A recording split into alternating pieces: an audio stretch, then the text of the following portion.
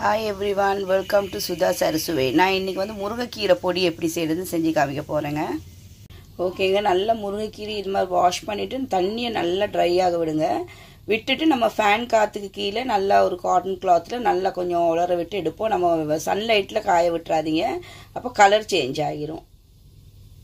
இப்போ முருங்கைக்கீரை பொடிக்கு என்னென்ன தேவைன்னு பார்த்துக்கங்க. நான் ஒரு டம்ளர் கடலைப்பருப்பு எடுத்திருக்கேன், ஒரு டம்ளர் உளுந்து எடுத்திருக்கேன்.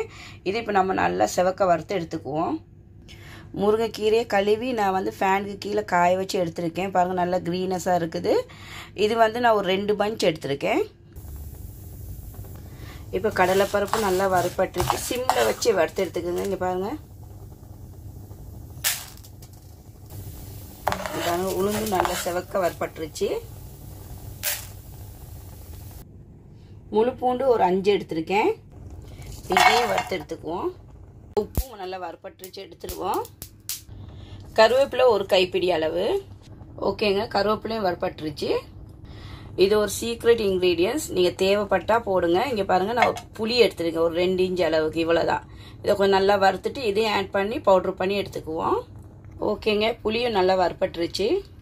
இப்போ இதுக்கு தேவையான அளவு பெருங்காய பொடி ஆட் பண்ணிக்குவோம். இப்போ இந்த இன்க்ரீடியன்ஸ் எல்லாம் நல்லா ஆற விட்டுட்டு நல்லா பவுட்ரு பண்ணி எடுத்துக்குவோம். நம்ம வந்து இங்கே பாருங்கள், முருங்கைக்கீரையோட ரெண்டையும் மிக்ஸ் பண்ணி நல்லா பவுட்ரு பண்ணி எடுத்துக்குவோம்.